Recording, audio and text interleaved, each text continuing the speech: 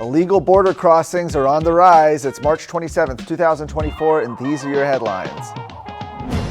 Well, new data is out, and illegal alien encounters at the southwest border are on the rise, according to the February numbers from U.S. Customs and Border Protection. At ports of entry, the CBP reported over 140,000 encounters. This increased by more than 16,000 from the previous month. Additionally, CBP reports 189,000 total encounters along the border. Total encounters include U.S. Border Patrol encounters between ports of entry, as well as individuals who presented themselves at ports of entry. That's according to CBP themselves. In January, total encounters were just over 176,000.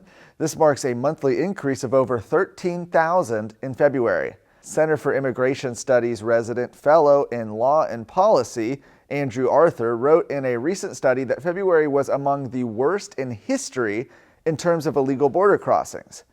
CBP also reported a steep rise in illicit drug apprehension at the southwest border. During February, seizures of cocaine, methamphetamine, heroin, fentanyl, and marijuana increased 118% from just the previous month in January. And during this fiscal year alone, which began on October 1st, CBP has seized over 8,000 pounds of fentanyl. According to the U.S. Drug Enforcement Agency, only 2 milligrams of fentanyl is considered a lethal dose. So think about that. It means 8,447 pounds would be enough to kill every American. Wow. Chinese encounters at the southwest land border are also seeing stark increases. According to CBP statistics, there were 3,537 encounters with Chinese nationals. While this is down from the 3,716 encounters that were in January, the total encounters with Chinese nationals at the southwest border have already reached over 22,000 since the beginning of the fiscal year in October. More Chinese nationals are crossing the San Diego border than Mexican nationals, they say. The problem only appears to be getting worse.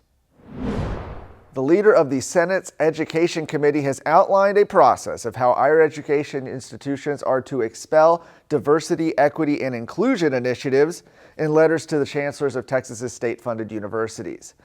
These letters announced an upcoming oversight hearing to review the implementation process of Senate Bill 17, which prohibits institutions of higher education from establishing a DEI office, using DEI criteria in their hiring practices, or requiring employees or prospective employees to attend DEI training. SB 17 was signed into law in June of 2023 and took effect on January 1st of this year.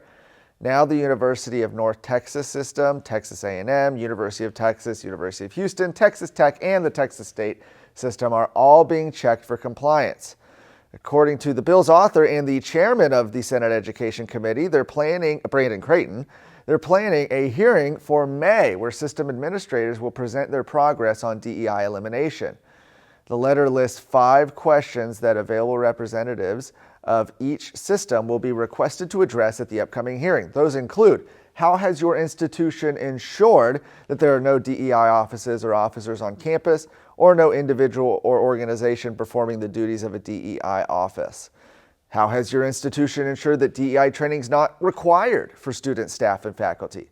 How has your institution acted to comply with the provision which prohibits providing preference based on race, sex, color, ethnicity, or national origin to an applicant for employment? These are just a few of the questions that they're going to be asked at that hearing at a date to be scheduled in May. Are you worried about your kid's future? You should be. I'm Charles Blaine with Texas Tomorrow. This is a show where we're going to talk about the issues and the people that are pushing the policies that concern your family, your home, and your kids. Catch Texas Tomorrow every Thursday. Last up, with the biennial Republican Party of Texas convention less than 2 months away, 2 women so far are campaigning to represent the state within the Republican National Committee. Those are Debbie Georgatos and Kit Whitehill, the 2 declared candidates in the race for RNC Committeewomen. Each shared their vision for leading the party at a forum this week hosted by the Dallas County Council of Republican Women. Aaron Anderson reported on this. Essentially, you have Debbie Georgatos, who's the host of the conservative talk show America Can We Talk. She's also an author and public speaker on the importance of participating in politics to preserve freedom.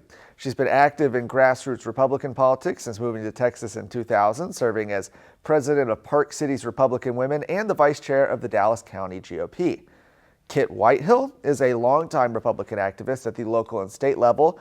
She founded the Coppell Republican Women's Club, served as the secretary of the Dallas County GOP, and is the immediate past president of the Texas Federation of Republican Women.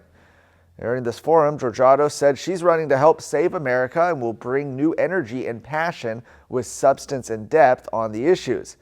Whitehill said she's running to continue helping Republicans attract more voters and elect more office holders. You can see more of the questions they asked in those articles and how they answered. Delegates attending the 2024 convention in May will elect an RNC committeewoman and an RNC committeeman, along with the state party leaders.